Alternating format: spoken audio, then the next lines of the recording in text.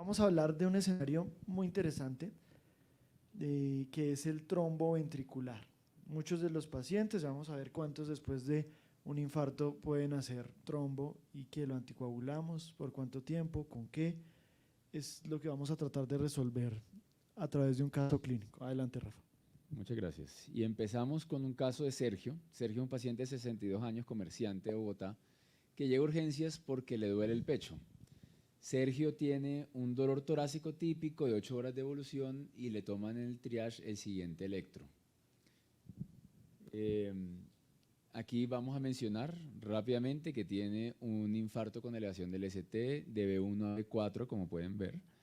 En cara anterior, en ese momento entonces se considera una istemia anterior. El paciente es llevado a cateterismo, le colocan un stent en la DEA, lo llevan a la UCI en el postcateterismo y nosotros lo recibimos en la unidad de cuidados intensivos en el momento asintomático. El paciente pesa 72 kilos, 164 de talla, los antecedentes que usualmente encontramos: hipertensión arterial, diabetes tipo 2 diagnóstico en el 2004, una enfermedad renal crónica estadio 2, venía tomando valsartán con metformina palifosina, quitamos la metformina y tiene el resto del manejo que uno esperaría encontrar en un paciente que acaba de tener un infarto en las últimas 24 horas sin antecedentes quirúrgicos de importancia, etc. El paciente entonces tiene un examen físico con unas cifras tensionales discretamente elevadas, en 136/74, una frecuencia de 84, sin hallazgos muy importantes al examen físico. En ese momento tomamos los paraclínicos de ingreso, que tiene una LDL en 141, una creatinina en 1.31 y una hemoglobina glicosilada muy discretamente fuera de metas, sin alteración en la función hepática. En este momento, como estamos hablando de trombo ventricular, me dirán, bueno, ¿y el eco? Entonces le tomamos un eco en el día +1, es decir, el día después del infarto, y el eco, no sé si de pronto con el mouse le pueden dar, no, ahí ya se mueve. En el eco aquí podemos ver una apical 4 cámaras y una imagen que vamos a ver cómo se ve en esta pantalla. Bueno, se ve relativamente bien. Podemos ver una imagen que levanten la mano los que dicen que tiene trombo. Levanten la mano los que dicen que no tiene trombo. Bueno, hay 5 que levantaron la mano, el resto no participa, está bien. Aquí en el Apex podemos ver una imagen que parece un trombo, sin embargo, como podemos ver arriba, es un reflejo y es un artefacto producido pues, por motivos de la física del eco. Entonces este paciente en ese momento tenía una quinesia apical, pero no tenía trombo. Esto resalta pues, lo difícil que es ver un trombo usualmente en el eco y los falsos positivos incluso que puede tener. Vemos después que entonces lo dejamos una FEBI de 35%, una aurícula no estaba particularmente dilatada y una quinesia de casqueta apical sin trombo intraventricular. Entonces, doctor Figueroa, este paciente sin trombo se acaba de infartar, tiene un infarto anterior, está en primer día en la UCI. ¿Cuál es el riesgo que tiene él de hacer un trombo ventricular? Listo. Pues sí, este riesgo es variable. Vale la pena decir que lo que podemos hacer mejor para prevenir la formación de un trombo es evitar un infarto. Entonces, para todos, la prevención, hábitos de vida saludable, todos los que estamos acá y nuestros familiares, si nos cuidamos vamos a evitar un infarto, por ende vamos a evitar un trombo y vamos a evitar una ACV. Esa es la secuencia y orden lógica de las cosas. Y además, en la atención, que es lo que a nosotros nos corresponde, si la atención es rápida, es precisa, es inmediata, se hace una angioplastia primaria, se tromboliza el paciente cuando toca, pues esa pared no se queda así de quieta, entonces el paciente no va a hacer un trombo ventricular. Tenemos que partir desde ahí. Y eso es importante, fíjense que la historia está a partir de esa línea roja que ustedes ven en la mitad de la gráfica, antes de hacer angioplastia primaria y después de hacer angioplastia primaria, es decir, los trombos eran hasta el 30% en los infartos, pero porque no se reperfundían de manera adecuada. Entonces, más o menos esa es la comparación. Actualmente, alrededor del 10% de los pacientes con infarto anterior tienen trombo, antes era el 30%. Entonces, partimos de un tratamiento de reperfusión adecuado. Entonces, ¿qué infartos son los que hacen trombo? Eso es algo importante. Son los infartos anteriores. Como ustedes vieron en el electro, ¿sí? El compromiso estaba de B3, B4, B5, era la arteria descendente anterior y es esa punta del ventrículo la que morfológicamente, si se queda quieta, va a generar estasis y entonces entra la atria de Virchow y hay una formación de un trombo. Y un trombo del lado izquierdo que en cualquier momento puede ir a la circulación cerebral. Y como el doctor Buitrago lo mencionó, esto sí es catastrófico para nuestros pacientes. ¿Qué tanto riesgo hay? Pues estos pacientes además tienen riesgo de hacer un nuevo infarto, claramente de hacer falla cardíaca, lo que es muy importante, y de hospitalizarse de manera consecuente. Casi el 40% de los pacientes tienen ese problema y el riesgo de embolizar ya con el trombo formado está alrededor del 22%. Entonces, 1 de cada 4 pacientes va a hacer una ACV si nosotros no encontramos el trombo y no lo tratamos adecuadamente. Bueno, doctor, pero en este caso le tomamos el eco, vimos que no tenía trombo y quedo tranquilo con eso. Ya tengo un eco sin trombo. ¿Qué hacemos? Sí, esto ha sido variable a través de la historia y es, ¿qué hacemos si vemos esa punta quieta pero el paciente todavía no ha hecho trombo? Pues tengo que buscarlo primero y ya vamos a ver que hay otras opciones de intervenir. Entonces, ¿cómo podemos buscarlo? Lo que ustedes ven son 3 comparaciones de técnicas que Rafael organizó muy adecuadamente. El primero es lo que nosotros tenemos disponible siempre, que ustedes ven abajo a la izquierda, que es un ecocardiograma normal. El de la mitad es un ecocardiograma que tiene un contraste especial, que es capaz de pasar la barrera del pulmón y llegar a la circulación izquierda, contraste que en Colombia no utilizamos de manera habitual por disponibilidad, por costos y demás. Y a la derecha ustedes ven la resonancia cardíaca, que es una técnica que cada vez utilizamos más y que vamos a seguir utilizando en los siguientes años. ¿Qué tan sensible es un eco normalito? 35%. ¿Qué tan sensible es la resonancia? 82%. Claro que son precisos, sí, aunque el eco no completamente, como Rafa lo mostró, hay cosas que parecen trombo pero realmente no son y a veces ni siquiera podemos ver la punta del corazón, entonces si no vemos la punta no sabemos si hay trombo o no. Bueno, doctor, y estos trombos me dice que la resonancia es más sensible, pero ¿qué tal que estemos detectando trombos muy pequeños que tal vez no sean clínicamente significativos? ¿Qué evidencia hay al respecto de la diferencia de estos trombos en resonancia versus los que se detectan solamente por eco? Sí, como ustedes lo leen en rojo sin diferencias es claro. Es decir, no es que un trombo más chiquito que esté organizado no va a embolizar, no, también tiene un riesgo trombótico. Y el riesgo, que ahora lo vamos a ver, es inicialmente más alto, porque es más móvil, está más fresco, entonces se puede desprender y va a ir a la circulación cerebral. Pero claramente, incluso eso no lo incluimos en el estudio, en las presentaciones, pero hay una publicación reciente que nos sugiere que esos trombos encontrados por resonancia tienen un riesgo que podría ser incluso mayor a los de ecocardiograma. Entonces, no importa la técnica, cualquier trombo documentado posinfarto tempranamente tiene un riesgo trombótico elevado, ya vimos que Y entonces, que es para resumir, ¿cuándo no es suficiente un eco? Ok, cuando ustedes no ven la punta del ventrículo, hay que hacer una técnica adicional. Cuando quedan dudas para el ecocardiografista y para ustedes no está claro si hay un trombo ahí o no, hay que hacer una técnica adicional y como lo vimos, la resonancia es la mejor opción, es decir, obviamente que no está disponible en todos los sitios, pero se puede hacer la resonancia, podemos remitir al paciente, hay que saber que es una técnica que está disponible y estamos preveniendo un desenlace catastrófico en el paciente si lo encontramos. Y en esto es muy importante ir a hablar con el ecocardiografista o el sonografista que hizo el examen y preguntarles qué tan confiados están de que hay o que no hay trombo, y a veces uno encuentra que siempre vale la pena hablar con ellos.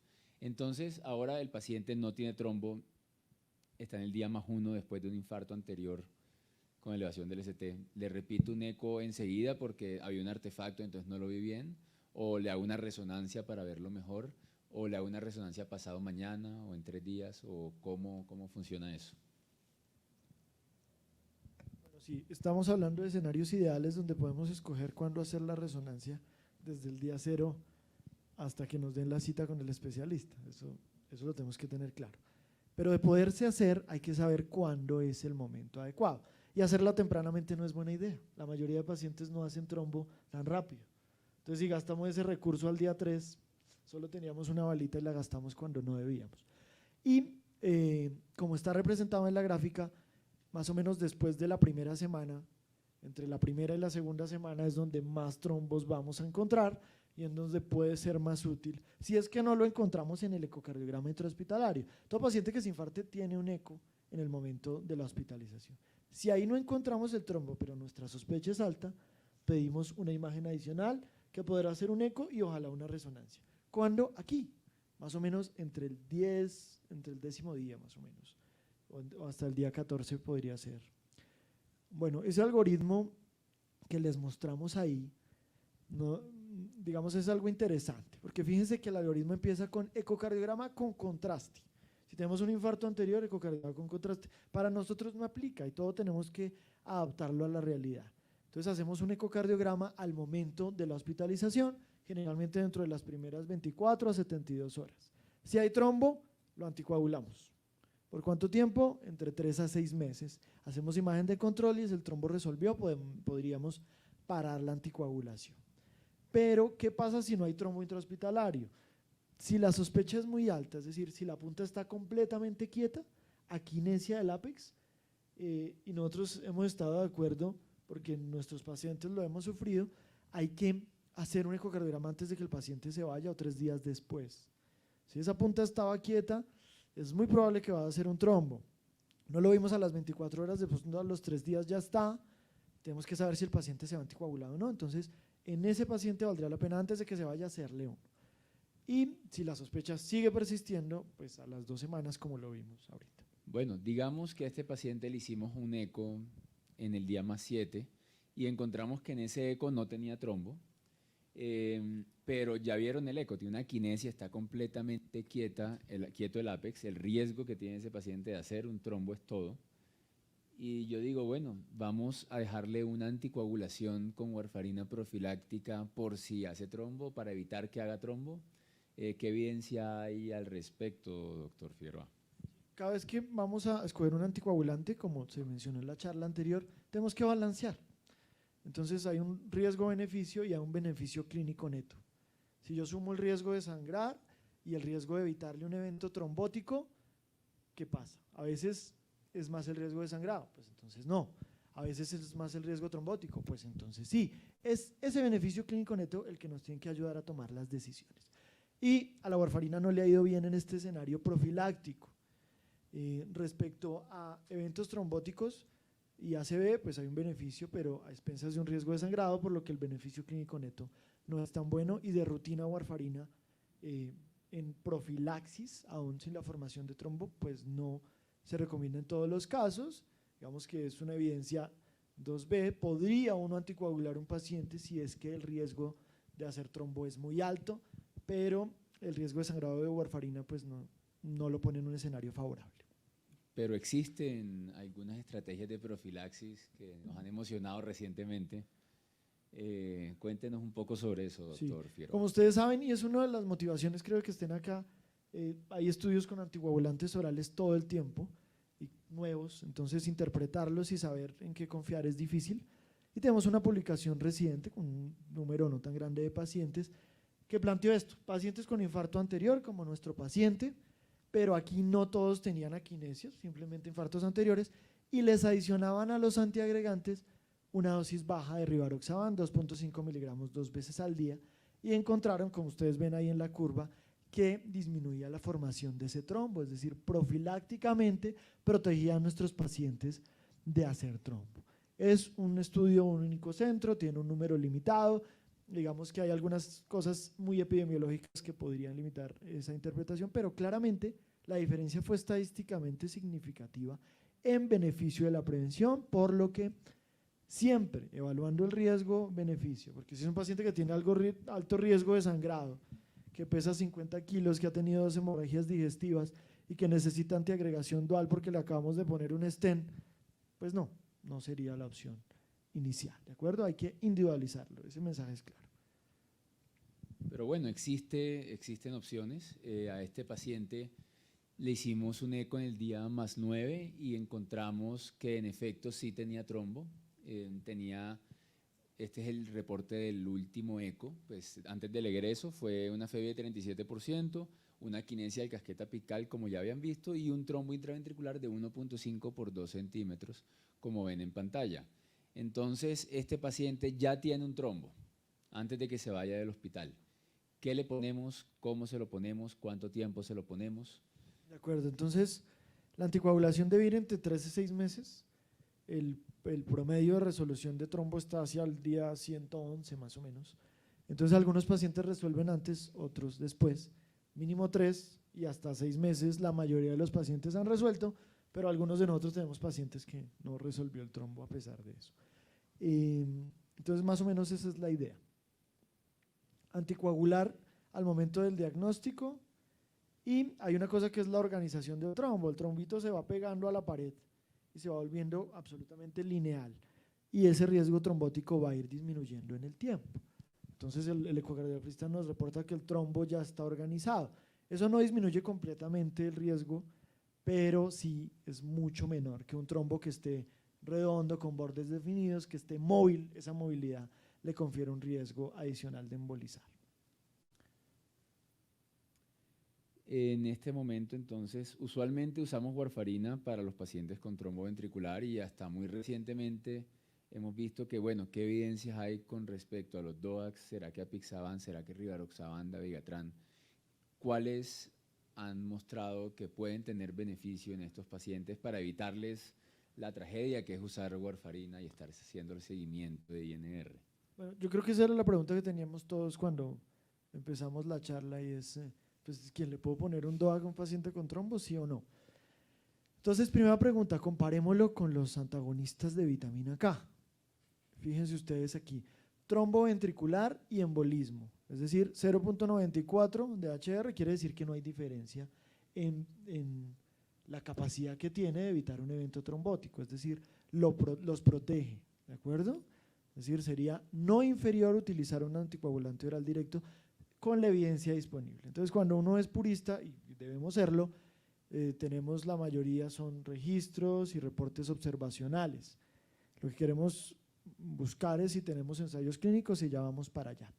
Y en riesgo de sangrado tampoco habría una diferencia, aunque hay un par de artículos que podrían mostrar algo de beneficio en disminución del riesgo de sangrado, como en otros escenarios que ya conocemos, aquí también. Pero entonces podrían ser útiles, es lo primero. ¿Qué tanto? Tenemos 2 ensayos clínicos y como ustedes ven ahí las N son 80 pacientes en un lado y 35%. El NOH-LVT que ustedes ven a la izquierda fue con rivaroxaban a 20 miligramos, comparado con warfarina. Muchos de los pacientes van a necesitar antiagregación dual, ¿de acuerdo? ¿Podríamos prescindir de uno de los 2 antiagregantes y dejarle solo clopidogrel? Sí. Eso lo extrapolamos de los estudios de fibrilación auricular. Entonces podría uno dejarle rivaroxaban 20 más clopidogrel 75 o incluso ticagrelor, pero a esa dosis de 20 miligramos.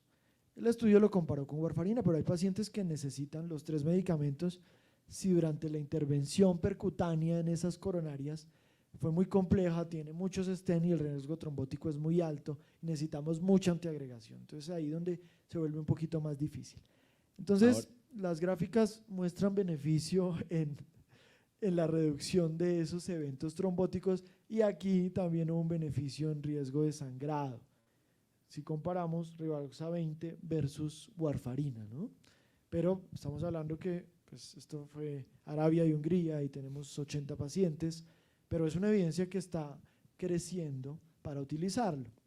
Y a la derecha, esta es la publicación de apixaban, 5 miligramos cada 12 horas versus warfarina, en donde la resolución del trombo pues, fue similar, es decir, fue un margen no inferior de apixaban. Entonces tenemos alguna evidencia clínica y ya tenemos ensayos clínicos que nos dicen que podemos utilizar rivaroxaban 20 miligramos y apixaban 5 2 veces al día en pacientes con trombo ventricular, con la limitación de que no es una evidencia tan robusta porque no llevamos lo mismo que llevamos con warfarina, pero fíjense que ya hay evidencia disponible, sí existe.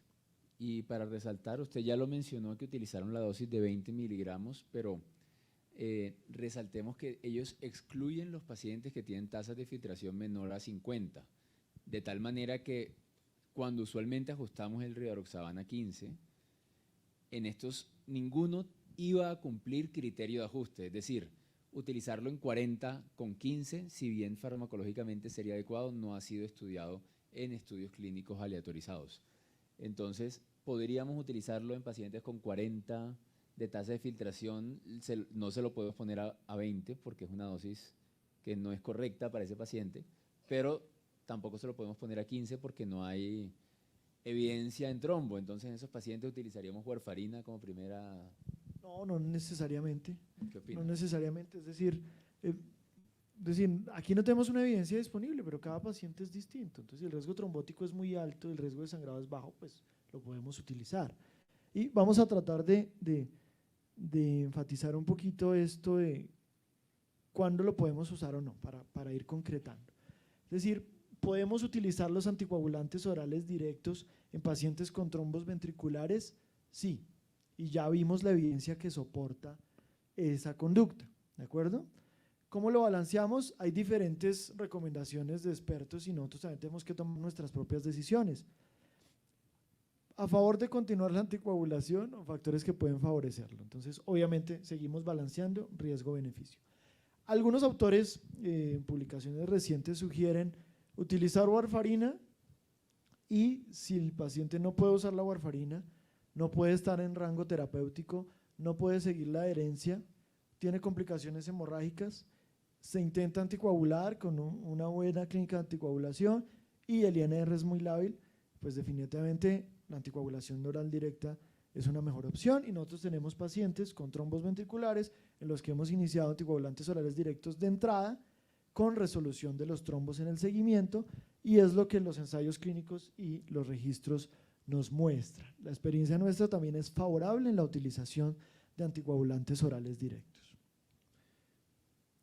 Y para ver, una vez ya está instaurada el manejo anticoagulante, sea rivaroxaban, sea warfarina, en estos pacientes ya nos contó que le vamos a hacer un seguimiento con una imagen a los 3 a 6 meses y qué esperamos encontrar en esas imágenes para que nos ayude a tomar una decisión, sea continuamos otros 3 o 6 meses, le tomamos un eco en un año, consideramos que va a seguir anticoagulado para toda la vida o lo paramos la anticoagulación porque el paciente le sucedió algo, encontramos algo en el eco. ¿Qué factores tiene usted en cuenta en su práctica diaria? El riesgo de sangrado y el riesgo trombótico son dinámicos, entonces puede que el paciente en el momento del infarto tenía más riesgo trombótico que riesgo de sangrado, pero eso puede cambiar al mes, a los 2, a los 3 meses.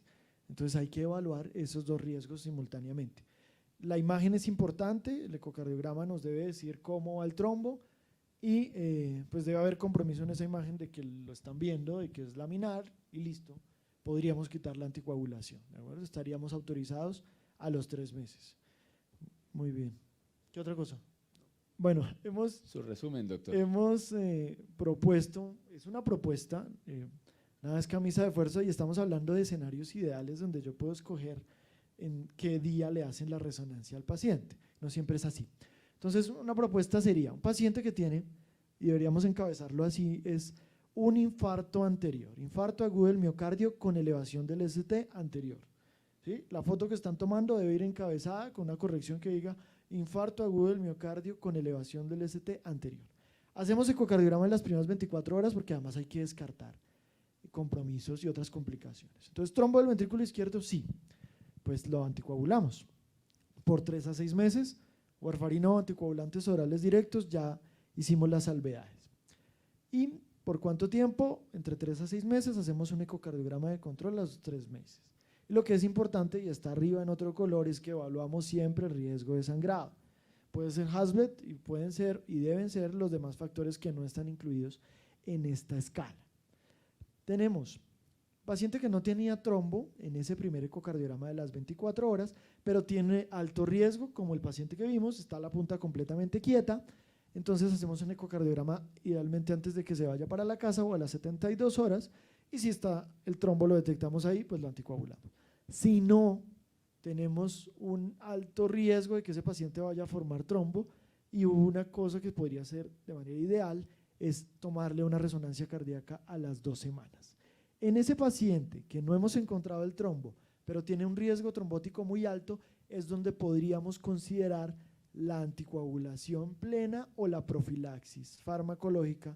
En este caso tenemos una opción nueva que es rivaroxaban 2.5 cada 12 más los antiagregantes. Esto siempre balanceado en el riesgo de sangrado. Si el paciente no tiene aquinesia de la punta, fue un infarto anterior, de todas maneras valdría la pena hacerle un eco a las 2 semanas y estar seguros de que no hizo trombo. Eso es más o menos el resumen de la información que tenemos y pues la experiencia que hemos tenido nosotros, pero no siempre podemos detectar esos trombos y un evento isquémico cerebral es catastrófico, entonces hay que buscarlo de manera rutinaria, de manera seriada, y hay que iniciar una terapia profiláctica o anticoagulante cuando tengamos el trombo. Muchas gracias.